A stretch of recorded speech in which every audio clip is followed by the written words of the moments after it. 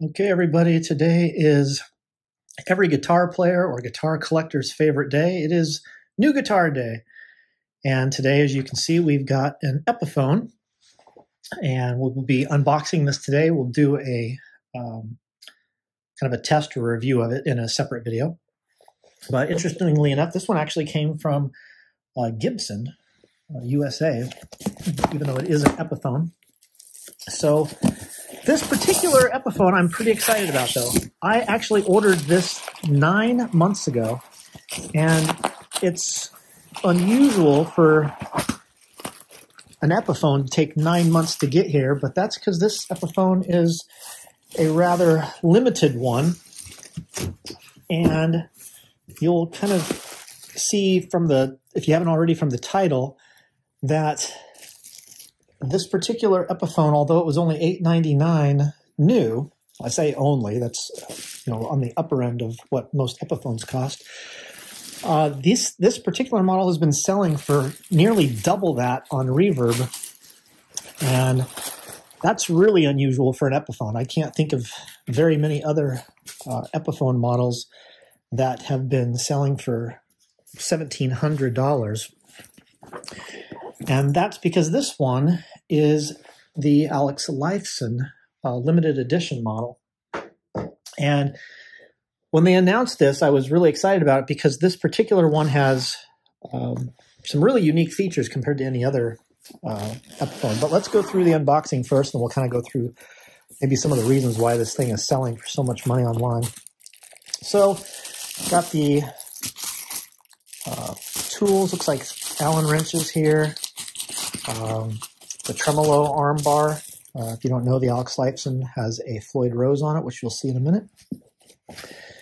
Let's see, Epiphone sticker, and there's something about Tony Iommi. I think that has to do with their app.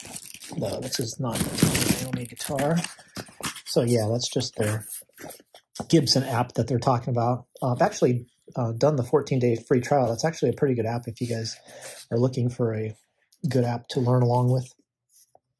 Okay, so not a whole lot of case candy, little Epiphone guarantee, but that's about it. So let's get inside. Nice little gig bag, actually. It's got kind of hard sides on it. This isn't like a normal gig bag that's soft all the way around. This one's actually feels more like a hard shell case, but with fabric on the outside instead of Tolex or leather. So, what do we have for the Alex Lifeson model here? There she is. So, why would this guitar be selling for $1,700, and I think I even saw one go for $1,800 when they cost $8.99 new? Well, for starters, as I mentioned before, this has some really unique features on it. It is styled after the modern Access Les Paul. So if we pull this out, you'll notice a few things that are different about this compared to a normal Les Paul. So right off the bat, you see it's got the comfort cuts, the belly cut here. It's got the cutaway on the heel, like the modern Accesses do. It's got a weight relief on it, so this is actually quite a bit lighter than my Les Paul Custom that I have. It has a laurel wood fretboard as opposed to rosewood. Obviously, the locking nut to go along with the Floyd Rose. This is a floating Floyd Rose.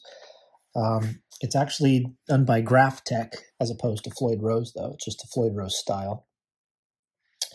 Some other really unique features about this one. You'll notice it has the AAA flame maple top on it, which a lot of the Epiphones at this price range, in $8.99, do not have. But this is modeled after the modern Access standard, not the custom. You notice it has just the single binding on the front, not on the back. And then if you notice from the back there, it's like, what are all those cavities?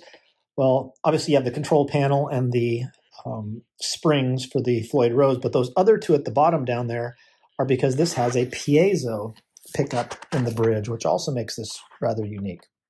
So Alex Lifeson likes to blend the humbucker tones with the piezo tone.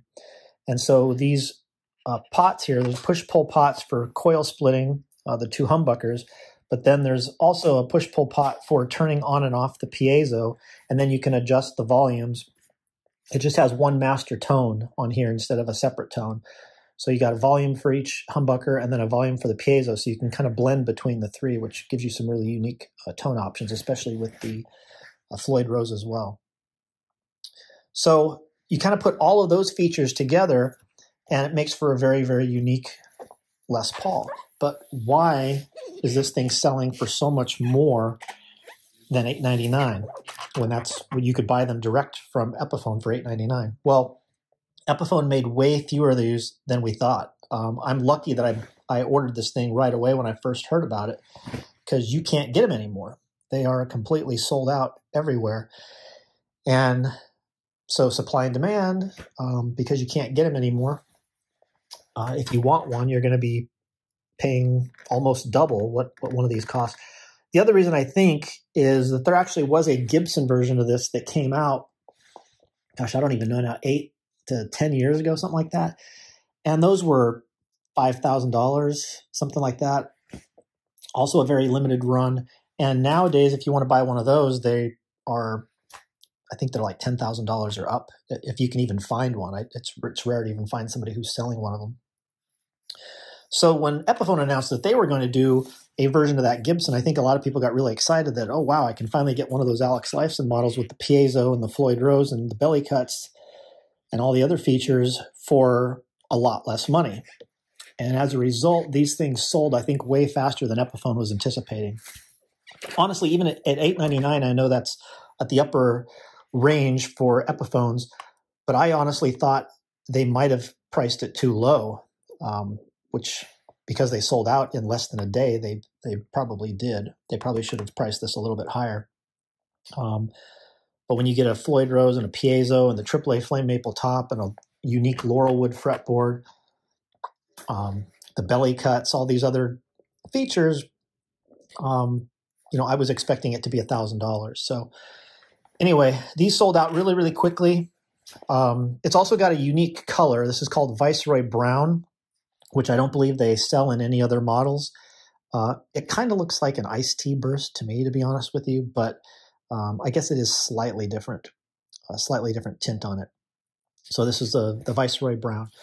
So anyway, really excited to give this a try. We'll be posting another video shortly with testing this out. The only other thing on here that's a little bit unique is the pickups. So these are Epiphone pickups, not Gibson pickups like the Joe Bonamassa one is.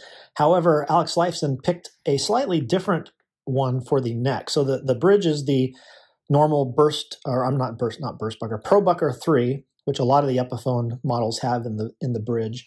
But in the neck, most of the Epiphones have a Pro Bucker 1 or a Pro Bucker 2. Alex Lifeson chose a ceramic humbucker for the neck. So I'm curious to try that out and kind of see how that sounds. It's supposed to be a little bit hotter than the traditional Epiphone Pro Buckers are. But I actually have a 498T and a 490R that I'm thinking about maybe putting in here instead, so that I would actually have Gibson pickups on this Epiphone. But we'll see. If I know what the Pro Bucker 3 sounds like, I probably will swap that one out for the 498T, but I'm not sure about the neck one. If I like the sound of the ceramic one, I might leave it in. If not, then I might swap that out for the 490R. Anyway, if you have any questions about this model, let me know. Otherwise, like I said, I will be doing a separate video soon where we actually go through tones and features and kind of do a review of it. But I just wanted to do a quick unboxing for a rather limited and rare guitar, as it turns out. Didn't realize it was going to be rare when I ordered it, but it turns out to be fairly rare. I don't think I'm going to be selling it, even though I could potentially double my money. Once you sell these things, you're probably never going to get it back, and if you did get it back, it would be for a lot more money. Things how much they're selling for online. So I will probably be keeping this, and we'll try to post a lot of videos to let you guys kind of hear what it's like if you've been wanting to get one of these but couldn't get your hands on them because they sold out so quickly. All right, guys. Thanks a lot. I'll talk to you later.